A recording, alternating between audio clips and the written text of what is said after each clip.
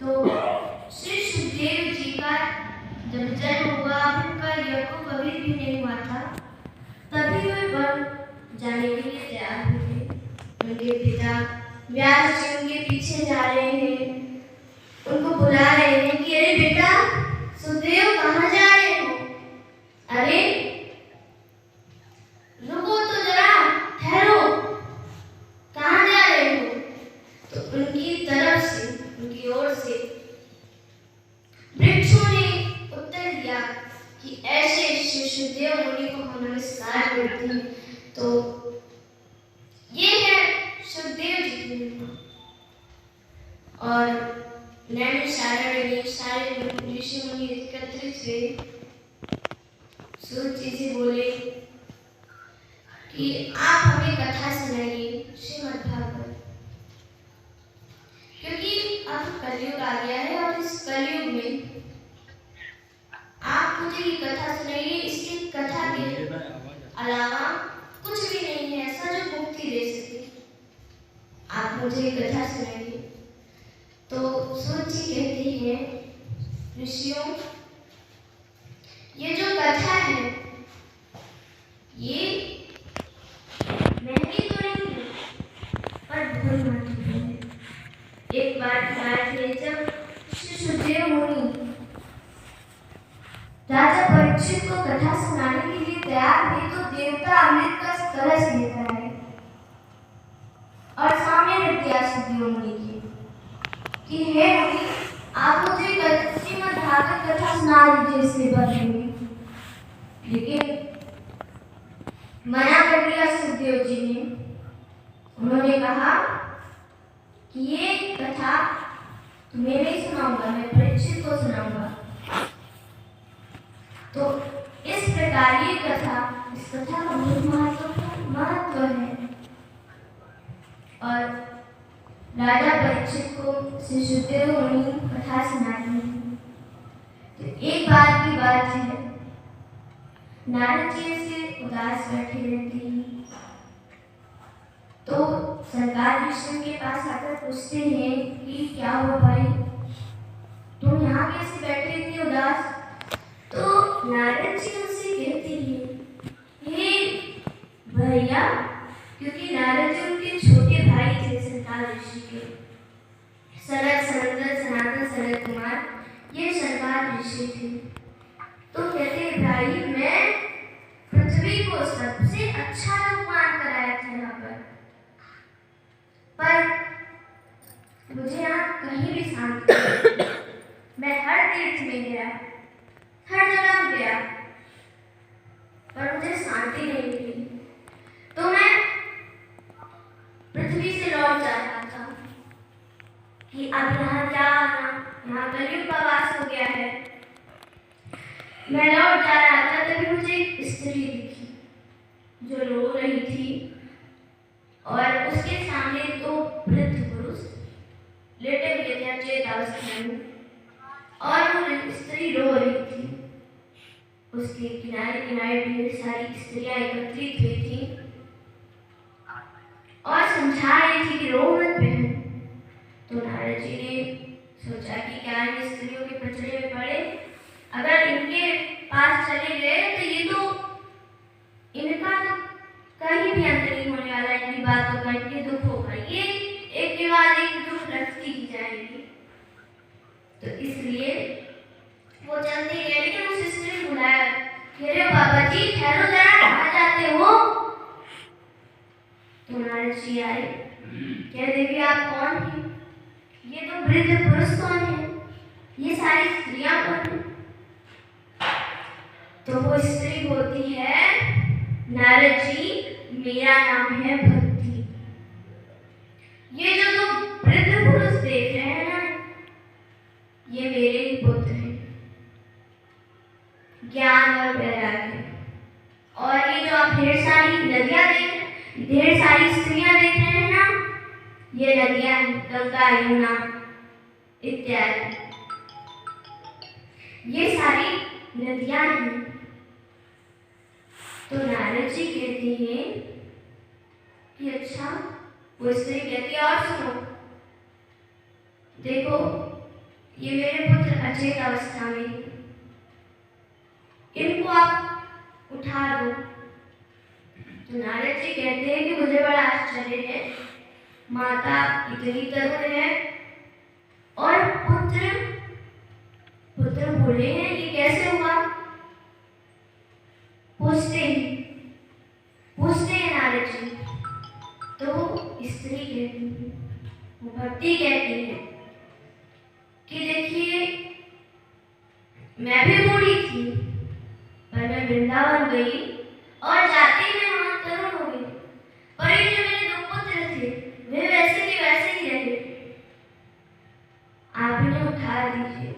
तो नारद जी कहते हैं कि देवी चिंता न करें, मैं इनको अवश्य उठाऊंगा। उन्होंने मन में निश्चय कर लिया कि मैं इनको बिना उठाए नहीं जाऊंगा। तो इस प्रकार वो उन दोनों के पास गए और कान में बोले कि हे ज्ञान उठो, ज्ञान के, और वैराग्य के कान में बोले हे वैराग्य उठो, परंतु कोई नहीं उठा। तो उन्होंने वेद उच्चारण, वेद के मंत्र के उच्चारण उनके कान में किए, फिर भी नहीं उठे। तो नारद जी सोच रहे हैं कि ये क्या हो गया, ये तो उठ ही नहीं रहे हैं, लेकिन अब निश्चय कर लिया है तो इन्हें उठाना है, किसी कीमत पर उठाना है। तो वे भक्ति से कहते हैं कि वृथा खेदे वाले अहो चिंतातुरा कथनम श्री कृष्ण चरणाम्बुजं स्मरन् दुःखं गमिष्यति। नारद जी ने कहा, मारे तुम व्यर्थ ही अपने आप को खेद में डाल रहे हो। अरे तुम इतनी चिंता तो क्यों हो? भगवान श्री कृष्ण के चरण कमल का चिंतन करो, उनकी कृपा से तुम्हारा सारा दुख दूर हो जाएगा। इस तरह कहते हैं और कहते हैं कि मैं इन्हें उठाऊंगा। वो सबके पास जाते हैं, बताते हैं कि सारी घटना बताते हैं कि इस प्रकार से है, कोई उपाय बताओ। और सभी लोग यही कहते कि हमें नहीं पता। कुछ कहते कि अरे आप इतने बड़े ऋषि, आप नहीं सुलझा पा रहे, हम कैसे सुलझाएंगे? ऐसे ऐसे उत्तर देते। नारद जी से बड़े की चिंतित हो गए कि तो मैंने निश्चय कर लिया है, मुझे उठाना है। तभी वो बैठ गए कि मैं तप करूंगा और तप करके इनको उठाऊंगा, क्योंकि मैं निश्चय कर चुका हूं। और तप के लिए बैठ नहीं जा रहे थे जब तक संकार ऋषि आए। तो उन्हें भी नारद जी बताते हैं सारी घटना। तो संकार ऋषि कहते हैं, मेरे पास इसका उपाय है, ये जग सकते हैं। तो नारद जी ने कहा, जल्दी बताइए कौन सा उपाय है? तो बोले संकार ऋषि कि आप श्रीमद् भागवत कथा सुनिए, उसकी प्रभासी उससे जग जाएंगे। नारद ऋषि ने कहा कि ठीक है, आप बता दीजिए कब कैसे कथा करनी है। तो कहे ठीक है, उसकी व्यवस्था मैं कर दूंगा। तो अब नारद जी कथा सुनने के लिए बैठ गए। वैष्णव भी बैठे, स्त्री भी बैठी, और क्रम से बच्चे बूढ़े सब बैठ गए और सनत कुमार जी कथा सुनाते हैं। देखिए, ये कथा मामूली नहीं थी, क्योंकि इस कथा को नारद जी सुन रहे हैं, दूसरा इसकी महिमा पार है। तो इस कथा में एक चमत्कार हो गया। बताया क्या हुआ कि जब कथा खत्म हो गई तो नारद जी ने देखा कि जो भक्ति है वो अपने पुत्रों के साथ है। उसके पुत्र जग गए हैं और उसके साथ साथ वो भी तरुण हो गए हैं। और वो कहती है, श्री कृष्ण गोविंद हरे मुरारी, हे नाथ नारायण वासुदेव। श्री कृष्ण गोविंद हरे मुरारी, हे नाथ नारायण वासुदेव। श्री कृष्ण गोविंद हरे मुरारी, हे नाथ नारायण वासुदेव। श्री कृष्ण गोविंद हरे मुरारी, हे नाथ नारायण वासुदेव। गोविंद हरे मुरारी, हे नाथ नारायण वासुदेव। श्री कृष्ण गोविंद हरे मुरारी, हे नाथ नारायण वासुदेव। हे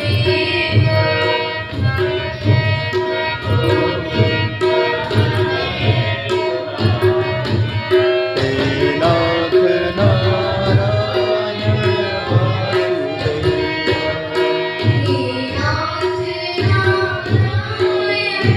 वासुदेव। हे नाथ नारायण वासुदेव। इस तरह वो कहती हुई आती है। अभी यही नहीं चमत्कार हुआ था, आगे भी भगवान प्रसन्न हुए और प्रकट हुए। उनके साथ उनके पार्षद थे। जितना भी कथा मंडप था वो बड़ा प्रसन्न हुआ, क्योंकि श्रीमद् भागवत कथा के प्रभाव से आज उन्हें भगवान श्री कृष्ण के दर्शन हुए।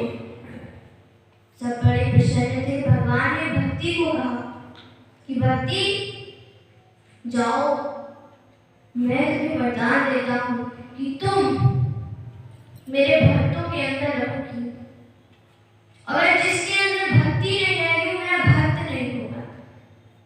इसीलिए बिना भक्ति के भक्त हो ही नहीं सकता, क्योंकि भक्ति जब आती है तभी हम भगवान का कोई कार्य करते हैं। इस प्रकार भक्ति माँ को वरदान देकर वो चले गए। भगवान सारे लोग चले गए तो नारद जी पूछते हैं सरकार ऋषियों से कि आप मुझे बताइए कि ये श्रीमद् भागवत कथा इतना बड़ा चमत्कार कैसे कर लेंगे। तो एक कथा सुनाते हैं सरकार ऋषि, कहते हैं सुनो। एक ब्राह्मण थे, तुंगभद्रा नदी के किनारे एक ब्राह्मण थे, आत्माराम नाम के। तो उनकी पत्नी थी धुंधली, उनकी कोई संतान न थी। ब्राह्मण ने कई यज्ञ तप किए और कई दान भी दे चुके थे, पर कोई प्रभाव न था, कोई भी असर न था। यही नहीं, उनके घर में कई पेड़ लगाए, कोई पेड़ लगाए तो उसमें वृक्ष न आते। गाय है वो भी दूध देना बंद कर देती, उसके भी बच्चा न होता। और फल सब्जी इत्यादि ये सब भी जल्दी सड़ता। ब्राह्मण बड़ा दुखी था। एक दिन घूमते घूमते ऐसे वो एक तालाब के किनारे बैठा और सोचने लगा, भगवान मेरे साथ ऐसा क्यों कर रही है। ऐसे सोच रहा है वो, तभी एक साधु पुरुष वहां से गुजरे। उन्होंने जल पिया और आए ब्राह्मण के पास। कहते हैं, ब्राह्मण तुम इतने चिंतित क्यों हो, बताओ मुझे तो वे ब्राह्मण सारी कथा सुनाते हैं कि किस प्रकार मुझे पुत्र नहीं प्राप्त हो रहा। तो वे ब्राह्मण वो साधु पुरुष कहते हैं कि सुनो, जब हमारे विधान में होगा, हमारे विधि में होगा, पुत्र हमारे भाग्य में होगा, तभी तुम्हें पुत्र प्राप्त होगा, अन्यथा नहीं होगा। लेकिन वो तो